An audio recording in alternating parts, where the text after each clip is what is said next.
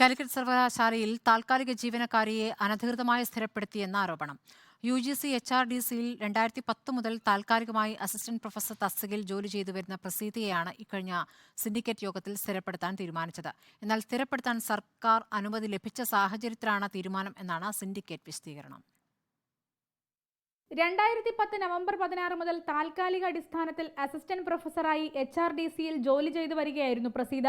5 വർഷത്തേക്കുള്ള താൽക്കാലിക നിയമന പദ്ധതിയിലേക്കായിരുന്നു ഇവരെ നിയമിക്കാൻ അനുമതിയുണ്ടായിരുന്നത്. എന്നാൽ പിന്നീടുള്ള വർഷങ്ങളിൽ കരാർ നിയമനം പുതുക്കിയെന്നും നിലവിൽ നിയമനം സ്ഥിരപ്പെടുത്താൻ സിൻഡിക്കേറ്റ് തീരുമാനിച്ചുവെന്നുമാണ് ആരോപണം. സിൻഡിക്കേറ്റ് തീരുമാനത്തിന്റെ രേഖ റിപ്പോർട്ടറിന് ലഭിച്ചു.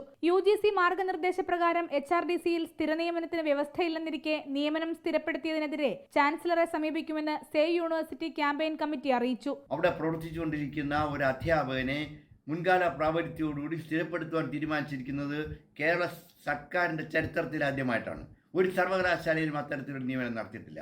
ഇങ്ങനെ മുൻകാല പ്രാബല്യത്തോടുകൂടി ഒരു അധ്യാപകനെ സ്ഥിരപ്പെടുത്തുമ്പോൾ റൊട്ടേഷൻ തെറ്റുകയാണ്.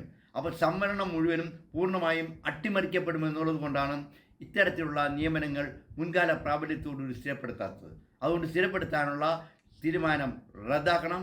തീർച്ചയായിട്ടും ഗവർണർക്ക് അടുത്ത ദിവസം തന്നെ ഞങ്ങൾ പരാതി നൽകുന്നുണ്ട്. അതേസമയം നിയമനം റെഗുലറൈസ് ചെയ്യുന്നതിന് സർക്കാർ അനുമതി ലഭിച്ച സാഹചര്യത്തിൽ അത് ചെയ്യുക മാത്രമാണ് ചെയ്തതെന്നാണ് സിൻഡിക്കേറ്റ് നൽകുന്ന വിശദീകരണം. HRDCയെ ശക്തിപ്പെടുത്താനാണ് നിയമനം സ്ഥിരപ്പെടുത്തിയതെന്നും സിൻഡിക്കേറ്റ് വിശദീകരിക്കുന്നു. റിപ്പോർട്ടർ, കോഴിക്കോട്.